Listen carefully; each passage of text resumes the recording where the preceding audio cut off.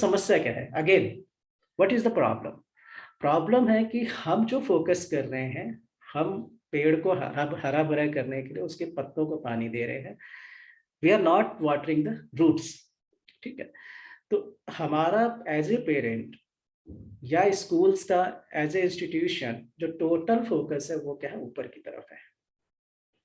और जो बच्चा बहुत अच्छा कर रहा है उसके साथ भी प्रॉब्लम्स है, जो बहुत खराब कर रहा है उसके साथ भी प्रॉब्लम, मतलब दोनों की रूट्स में, जड़ों में कहीं ना कहीं प्रॉब्लम है। अभी मैं आगे शो कर रहा हूँ। सो प्रॉब्लम इज, हम लोग फोकस कर रहे हैं to water the leaves, not the roots. जड़ों को हम पानी नहीं दे रहे हैं, जड़ों को मजबूत नहीं कर रहे हैं। ठीक है, तो जड़ें किधर हैं? ये जो हमने सिम्टम्स या प्रॉब्लम की बात करें, so where are the roots of the problem? Symptoms की जड़ें कहाँ पे है, प्रॉब्लम की जड़ें कहाँ पे हैं?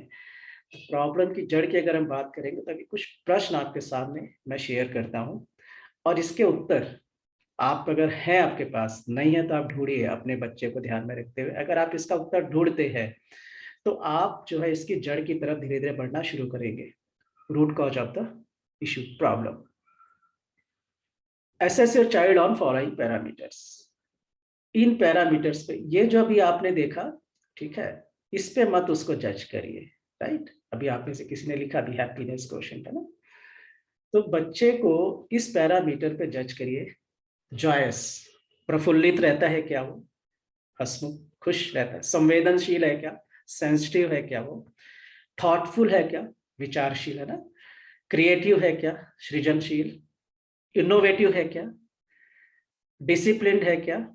ठीक है, ध्यानशील। अभी डिसिप्लिन नहीं है वो एक अलग इशू है, बट अभी आपको सिर्फ ये जो फर्स्ट स्टेप है जड़ की तरफ जाने का, रूट्स की तरफ जाने का, आप इन पैरामीटर पर भी असेस करना शुरू करिए। रिपोर्ट कार्ड को अलग रख दीजिए, बहुत माइन्यूटली जज करिए बच्चे को। और आप हार्डली 10 मिनट भी बैठेंगे ना तो आपको, क्योंकि आपका बेबी है तो आपको मालूम है, आप इसका yes no yes no yes no में आंसर फटाफट लिख सकते हैं। राइट, सो कंसंट्रेटेड रहता है क्या? कंसंट्रेशन उसका कैसा है? स्किलफुल है क्या? कुशल? एनवायरमेंट सेंसिटिव है क्या? पर्यावरण के प्रति संवेदनशील? सुसंस्कारित, वेल कल्चर्ड है क्या? कॉम्पिटेंट, मतलब कंपटीशन करने की तरफ उसकी प्रवृत्ति रहती है क्या? सक्षम है क्या? कैपेबल है, मतलब कैपेबिलिटी के बहुत सारे पैरामीटर, बट जिस एज ग्रुप में है, जो उससे एक्सपेक्टेड है, वो काम करने में वो कैपेबल है क्या? करेजियस, निडर है क्या? डरता तो नहीं है? एक्टिव रहता है क्या?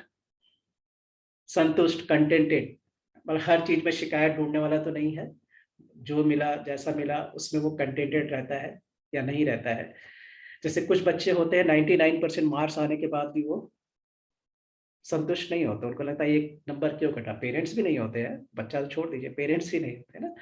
और एक बच्चा ऐसा था जो 33 आने पे भी खुश रहा, चलो यार मैं पास तो हो गया। राइट, तो श्रम के प्रति सम्मान, रेस्पेक्ट फॉर द लेबर, अपने हाथ से काम करने में उत्सुक रहता है कि नहीं रहता है? अंडरस्टैंडिंग साइकी, मानस की समझ। अब मानस की समझ जो है ये आपके लिए है, ठीक है, बच्चे के लिए नहीं है। यहाँ पे क्या आप उसकी साइकी को अंडरस्टैंड करते हैं? ठीक है, कंड्यूसिव एम्बियंस, उपयुक्त माहौल। उपयुक्त माहौल मतलब जिसमें वो अच्छे से फ्लरिश हो सके। ठीक है, और उपयुक्त माहौल हम सब जानते हैं, उसकी डेफिनेशन में डिटेल में नहीं जाना, बहुत सारे एग्जांपल्स हो सकते हैं। ठीक है, बट उसकी ग्रोथ के लिए क्या कंड्यूसिव एटमॉस्फेयर घर पे और स्कूल में, दो जगह ही मेन है, वो अवेलेबल है क्या? क्या आपके बच्चे की बहुत फ्रिक्वेंटली या कभी कभी दूसरे बच्चों से तुलना की जाती है क्या? Do you compare your kid? ठीक है, आप या स्कूल में गए, पेरेंट टीचर मीटिंग हो रही, तो क्या टीचर ने कंपेयर किया, देखो सर ये अंकित कितना बढ़िया करता है और आपका बेटा देखो इतना नालायक है, इतनी शरारत करता है, पूछो मत ना। तो कभी ऐसा कुछ, या देखो वो अंकित को देखो मैथ्स में तो 99% आए, 100, आपके बच्चे के 45% आए। तो किसी भी प्रकार का कंपैरिजन होता है क्या आपके बच्चे के साथ? वो इफेक्टिव है कि नहीं, किस चीज में? वर्बल स्किल्स में, return and, sorry, communication skill में, रिटर्न एंड वर्बल। ये इन प्रश्नों पे आप यस नो आपने करना है। इसमें सिर्फ एक ये वाला जो प्रश्न है अंडरस्टैंडिंग साइकी, ये आपसे रिलेटेड है कि आप उसकी, उसके मानस, उसकी साइकी को आप समझते हैं कि नहीं समझते हैं। इनहेरेंट ग्रोथ क्वालिटीज, है ना, बच्चे की जो इनहेरेंट, जो उसके पास जो स्किल्स है, जो गुण दिए गए ना, आनुवंशिक गुण, उसके डीएनए में जो है ना, तो उनको आगे डेवलप होने का, उसको उसके पास एटमॉस्फेयर, उसके लिए कोई कोशिश प्रयास ऐसा होता है क्या, या वो खुद भी करने की कोशिश करता है क्या? समाज के लिए आपको क्या लगता है कि अभी मान लिया छोटा है, कल को बड़ा होगा, 18 साल एडल्ट होगा, सोसाइटी में जाएगा, इंटरेक्ट करेगा, तो वो समाज के लिए वर्दी रहेगा, उपयुक्त रहेगा, कि समाज के लिए बोझ बनने वाला है ना? वो उसका जो इंटरेस्ट और जो उसका नेचर है, ठीक है, उसके हिसाब से काम करने में वो सक्षम है क्या? तो आनुवंशिक गुणों का विकास और ये आपस में जुड़े हुए हैं, बट थोड़ा सा अप्रोच में डिफरेंस है ना? इंटरेस्ट एरिया और जो डीएनए क्वालिटीज हैं, डीएनए क्वालिटी जो इनहेरेंट है, कई बार धीरे धीरे पता चलता है, कुछ किसी को पता चलता है 20 साल के बाद, 25 साल के बाद समझ में आता है, बट इंटरेस्ट जो है वो तुरंत समझ में, जब बच्चा बहुत छोटा था तब भी उसका इंटरेस्ट एरिया जो है वो समझ में आना शुरू होता है। उसका लैंग्वेजेस, साइंस एंड मैथमेटिक्स, ये 3 सब्जेक्ट पे क्या वो खुद सीखने की कोशिश करता है, उसका मन लगता है कि नहीं लगता है ना? और फाइनली वो जो है बड़ा होके फैमिली सबसे पहले आ गया, फिर सोसाइटी आ गया, फिर नेशन आ गया, क्या उनकी उनकी सर्विस करने के लिए, उनकी सेवा के लिए प्रेरित होगा? क्या उस प्रकार की डायरेक्शन में जा रहा है या है?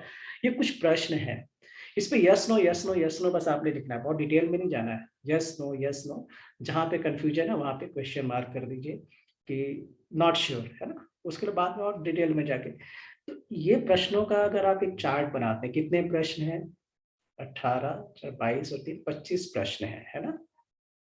25 प्रश्न। देखिए, हर एक को एक नंबर दीजिए और परसेंटेज निकालिए, कितने परसेंट मार्क्स आए हैं, ठीक है? अब वो रिपोर्ट कार्ड का परसेंटेज आप एक तरफ रख दीजिए, ये परसेंटेज निकालिए अपने बच्चे के लिए, ठीक है? आउट ऑफ 25 कितने मार्क्स उसको मिले और कितना परसेंटेज आया, ओके? डिटेल में नहीं जाना है कि किसमें उसका 0 है, 10 10 10, यही मार्किंग करना है, हाफ मार्किंग नहीं होगा इसमें, यस या नो, हर यस के लिए 1, हर नो के लिए 0, राइट?